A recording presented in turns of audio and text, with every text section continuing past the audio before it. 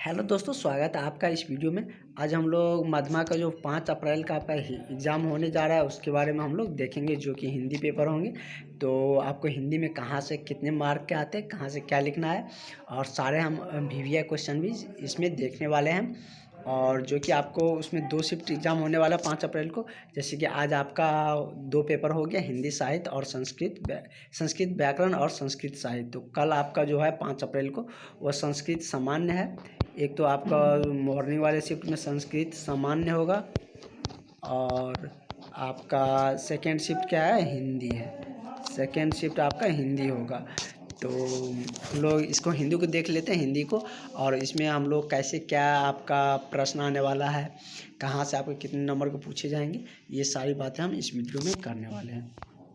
और हमने सारी चीज़ इसमें हम लोग मेनली रिवाइज करने जा रहे हैं, जो कि आपके लिए बहुत ही इम्पोर्टेंट है। यहाँ से क्वेश्चन आपके आएंगे। तो चलिए इन सारी चीज़ों को हम लोग देख लेते हैं क्या सब फैक्ट है। हिंदी में आपका जो 2 पार्ट में बांटा गया, गोदलू को 2 भाग होते हैं, 2 भाग में है। एक में मतलब एक भाग वो काव्य खंड है, और दूसरा आपका क्या है, काव्य गद्य खंड भाग है। तो दोनों भाग से आपके क्वेश्चन मिला के पूछे जाते हैं, जिसमें आपका एक काव्य खंड से आपको 20 मार्क पूछे जाएंगे, गद्य खंड से भी 20 मार्क पूछे जाएंगे, और वर्णिका से 10 मार्क पूछे जाते हैं। उसके बाद गद्यांश और से मिला के एक तो हिंदी साहित्य का गद्यांश जो बहुत सारे दे दिया रहेगा, मतलब लिखा रहेगा इसमें लाइन, और उसमें से आपको चूज करके लिखना रहेगा। उसके बाद रचना, लेखन और लेख पत्र, ये दोनों चीज़ हमने आपको बताए थे। 15 नंबर का जो आएंगे, 10 पत्र किसी पे निबंध लिखना है या लेख लिखना है, तो उसके बारे में भी हमने सारी चीज़ बता दिए हैं। तो आप वो वीडियो जाके देख सकते हैं। और इसमें हम लोग और लेखन पत्र भी हम आपको बता ही दिया, व्याकरण भी आपको हमने बताए थे। तो चलिए हम लोग ये यहाँ पे आप पॉज करके देख लीजिए, क्योंकि इसी से रिलेटेड क्वेश्चन आने वाले हैं। कि जैसे गुरु नानक के किस पाठ के रचयिता है, तो राम बिनु बेर थे। यह क्या है, एक कवि है। इससे हमको 2 चीज़ कवर होंगे। एक तो अगर ये याद रहे, ये यदि हमको समझा रहेगा, याद रहेगा, तो हम वो सब्जेक्टिव भी कवर कर लेंगे, ऑब्जेक्टिव भी कर लेंगे। सब्जेक्टिव में हम जो एक लाइन लिखते हैं, जो हमने बताए थे कॉपी कैसे लिखने हैं, तो उसके लिए ये मतलब ज़रूरी होगा। और होगा तो हम मॉर्निंग में आपको इसको और सजा के हम आपके लिए मॉर्निंग में सवेरे आपके लिए लाएंगे वीडियो। चलिए हम लोग स्टार्ट करते हैं। एक सिंगल वीडियो में हम आपका सारा क्वेश्चन देख लेते हैं, जहाँ से आपको क्वेश्चन आने की ज़्यादा चांसेज है। और क्या है, मेरा फर्स्ट क्वेश्चन है कि राम क्या कर रहा है कि राम बिनु बेर थे, जगी जन्मा किस कवि के रचयिता है। तो यह किस कवि के रचयिता है, यह किसके द्वारा लिखा गया है, तो गुरु नानक। अभी देखे थे राम बिनु बेर थे, कौन इसके रचयिता कौन है, तो गुरु नानक साहब। उसके बाद है कि गुरु कृपा की महत्ता का वर्णन किस कवि ने किया था। तो गुरु कृपा की महत्ता का वर्णन कौन किए थे, तो गुरु नानक जी ने ही किए थे। नेक्स्ट क्वेश्चन है कि गुरु नानक किस भक्ति धारा के कवि थे, मतलब किस भक्ति धारा को वो मानते थे। तो वह कैसे कवि थे गुरु नानक, तो निर्गुण भक्ति धारा के गुरु थे वो। नेक्स्ट है कि रसखान किस काल के कवि थे, ऋतुकाल, आदिकाल, मध्यकाल या आधुनिक काल। तो रसखान साहब किस काल के थे, तो ऋतुकाल के कवि थे। किसका समय के, ऋतु समय के। नेक्स्ट क्वेश्चन है रसखान की भक्ति कैसी थी। तो हम रसखान की भक्ति की बात करें तो वह कैसा था, सगुण था। कैसा था, सगुण था। रसखान ने प्रेम अयनी किसको कहा, मतलब रसखान साहब प्रेम अयनी किसको कहते थे, कृष्ण को, सरस्वती को, राधा को या यशोदा को। तो रसखान साहब के अंदर प्रेम अयनी राधा साहब को कहा, राधा रानी को कहा गया था। नेक्स्ट देखते हैं कि रसखान के चित्तचोर कौन थे। रसखान के अनुसार चित्तचोर किसको बोला गया था, किसको उपनाम दिया गया था। तो कृष्ण भगवान के लिए चित्तचोर शब्द का यूज किया था। अति सूदो स्नेह को मार्ग शीर्षक सवैया किसकी रचना है। तो अति सूदो स्नेह की यदि हम बात करें तो किसके द्वारा लिखा गया है, तो घनानंद के साहब के द्वारा। किसके द्वारा, घनानंद साहब के द्वारा। नेक्स्ट देखते हैं घनानंद किस काल के कवि थे।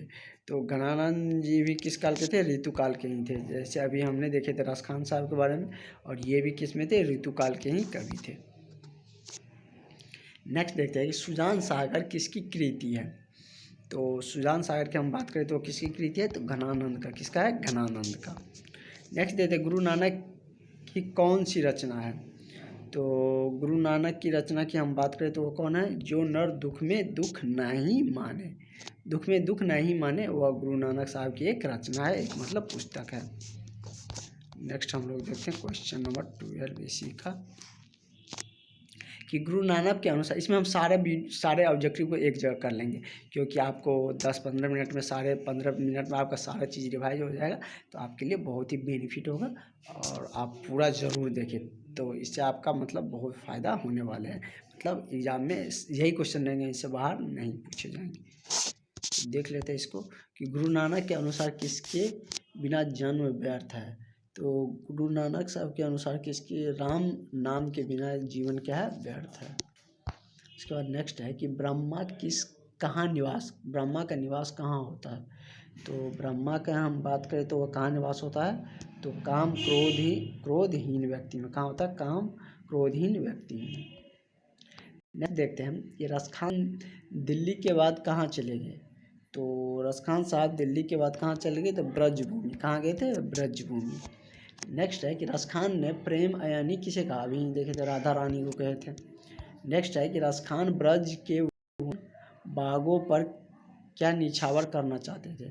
तो रसखान साहब ब्रज के वन बागों पर तीनों लोग क्या करना चाहते थे, निछावर करना चाहते थे, क्योंकि वह दिल्ली से कहाँ आ गए थे, मतलब आ गए थे, और वो इतना उसको मनमोहक लगा, उसने कहा कि इसके लिए तीनों लोग निछावर कर सकते हैं।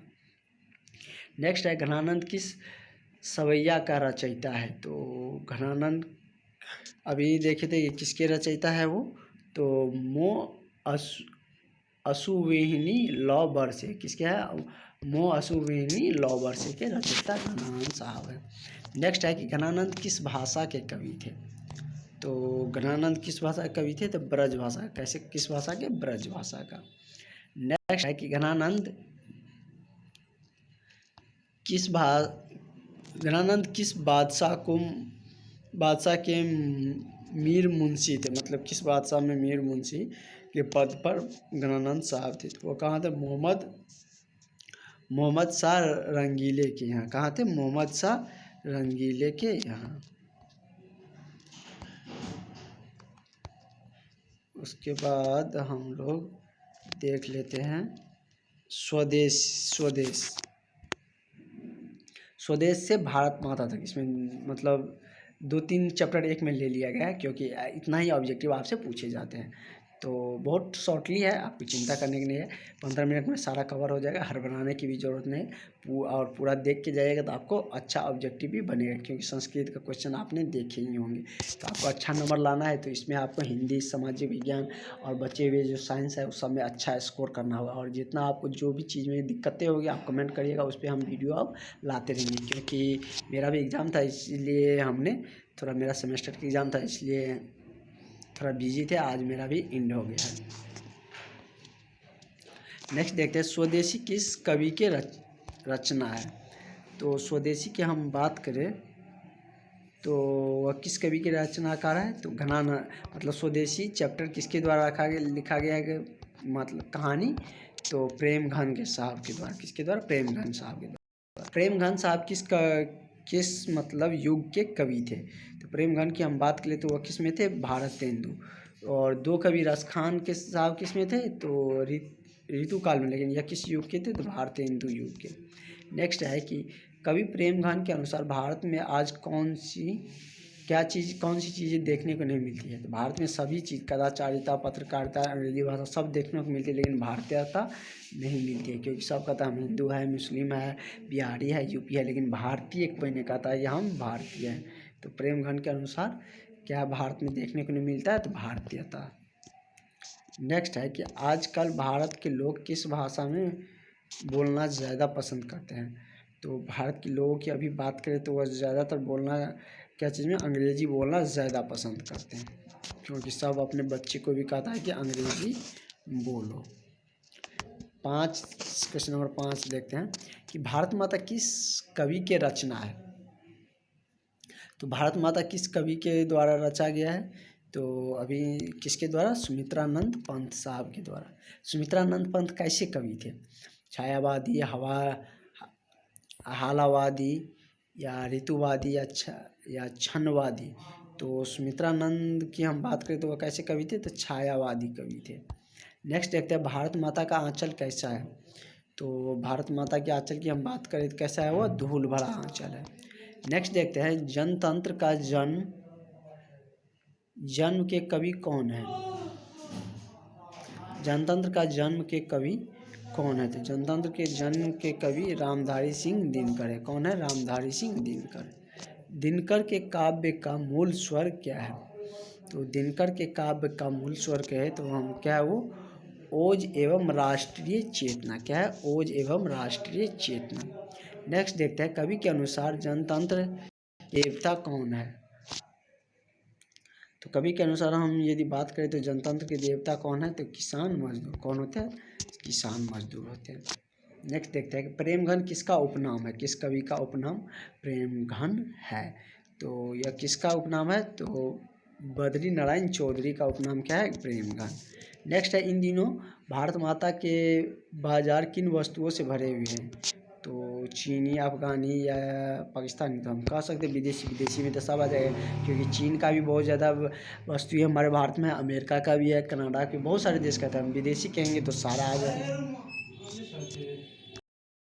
देखें क्या कह रहा है कि दिनकर के काव्य के मूल स्वर क्या थे?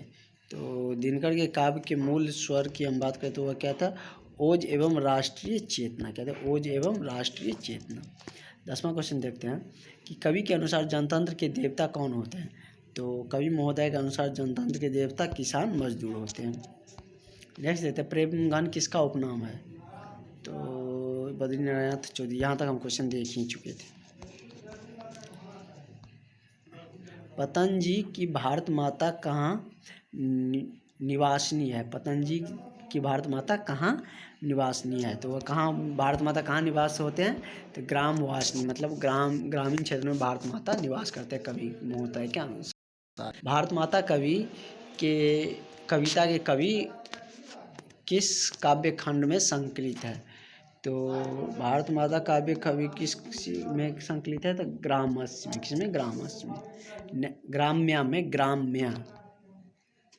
नेक्स्ट है पतंजी का मूल नाम क्या है? तो पतंजी का जो मूल नाम है वह क्या था? परमेश्वर दंत पंत। नेक्स्ट भारत सरकार ने दिनकर को कौन सा अलंकार प्रदान किया? मतलब रामधारी सिंह दिनकर जो थे उसको भारत सरकार ने कौन सा पद्म से, मतलब कौन से क्या चीज़ से सम्मानित किया था? पद्मश्री या भारत रत्न या अशोक चक्र या पद्म भूषण? तो क्या दिया गया था? पद्म भूषण दिया गया था। नेक्स्ट हम लोग हैं अक्षर ज्ञान से मेरे बिना, मतलब अक्षर ज्ञान चैप्टर से लेकर मेरे बिना तुम प्रभु, ये 4 चैप्टर इसमें भी कवर किए जाएंगे। 3 चैप्टर। अक्षर ज्ञान किस कवि के रचना है? तो अक्षर ज्ञान की हम बात करें तो किसका है? अनामिका साहब के द्वारा यह लिखा गया है। नेक्स्ट है बच्चा कहाँ आकर थम जाता है? तो बच्चा की हम बात करें तो र और पर पर आके थम जाता है। यहाँ तो उसको थोड़ा मतलब दिक्कतें सामना करना पड़ता है। कवियत्री अनामिका के अनुसार सृष्टि के विकास कथा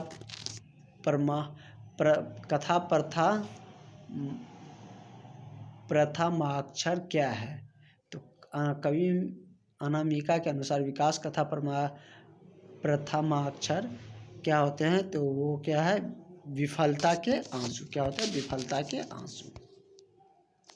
नेक्स्ट रहते हैं जीवानंद दास बंगला के किस काल के प्रभु थे? मतलब बंगला के जो कवि थे जीवानंद दास, वह किस काल के कवि थे? यह किस काल के थे? तो रविंद्रोत्तर काल। किस काल के? रविंद्रोत्तर काल के थे। नेक्स्ट है कौन सी कविता के रचना जीवानंद दास है? तो जीवानंद दास किस कविता का रचना है? लौट कर आऊँगा फिर। यह कविता किसके द्वारा है? तो नेक्स्ट क्वेश्चन हम लोग देख लेते हैं। मैं लौट कर फिर कविता के कवि कौन है? तो अभी हम देखे थे। तो इसके कवि कौन है? मातृभूमि प्रेम से। नेक्स्ट है वनलता प्रेम किस कवि के श्रेष्ठ रचना है? वनलता प्रेम की हम बात करें तो वह किस कवि की श्रेष्ठ रचना है? तो वो जीवानंद दास की, जीवानंद दास की। मेरे बिना प्रभु तुम किस कवि की रचना है? तो यह जो कविता लिखा गया मेरे बिना तुम, यह किसके द्वारा लिखा गया? तो रेनर मारिया रिल्के के द्वारा, रेनर मारिया रिल्के। नेक्स्ट है कि कवि रिल्के के अनुसार मनुष्य के बिना किसका अस्तित्व नहीं है? तो ईश्वर के बिना मनुष्य का अस्तित्व नहीं है। ये तो हम ऐसे भी समझ सकते हैं। अनामिका किस काल के कवित्री थी? अनामिका तो लड़की का नाम है, तो उसके लिए हम क्या प्रयोग किया गया? कवित्री। तो यह किस काल की थी? समकालीन काल की। किस काल के? समकालीन काल के कवित्री थी। नेक्स्ट देखते हैं हम लोग, चौखटे के बेटे का क्या नहीं अटता, मतलब चौखटे के बेटे को क्या मतलब नहीं आता? क्या नहीं आता है? तो उसको मतलब यानी कि उच्चारण करने में क नहीं आता था। नेक्स्ट है काव्य रचना के अलावा अनामिका किस विधाओं को सक्रिय है? मतलब किस विधाओं को अनामिका सक्रिय मानते थे? तो वह किसको मानते थे? तो गद्य लेखन और आलोचना को। लौटकर आऊँगा फिर का प्रमुख वर्ण्य विषय क्या है? तो वर्ण विषय क्या है? और आऊँगा फिर इसके हम वर्ण विषय की बात करें तो वह क्या है? बंगाल की प्रकृति, मतलब बंगाली में लिखा गया है। जीवानंद दास कैसे कवि है?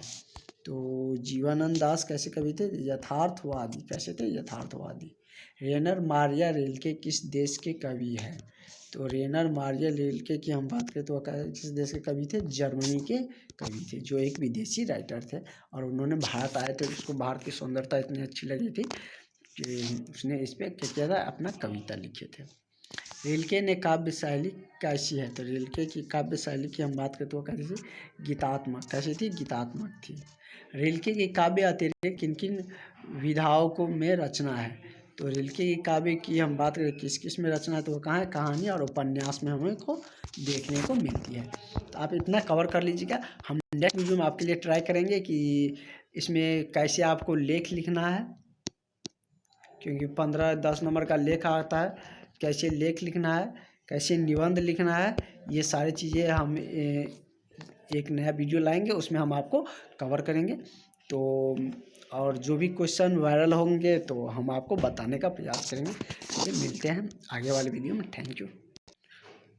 और आप बताइएगा कि आपका आज का एग्ज़ाम कैसे गया और उस ढंग से हम कैसे आपको और प्रेफरेंस दें, ये सारी चीज़ें आप बता सकते हैं।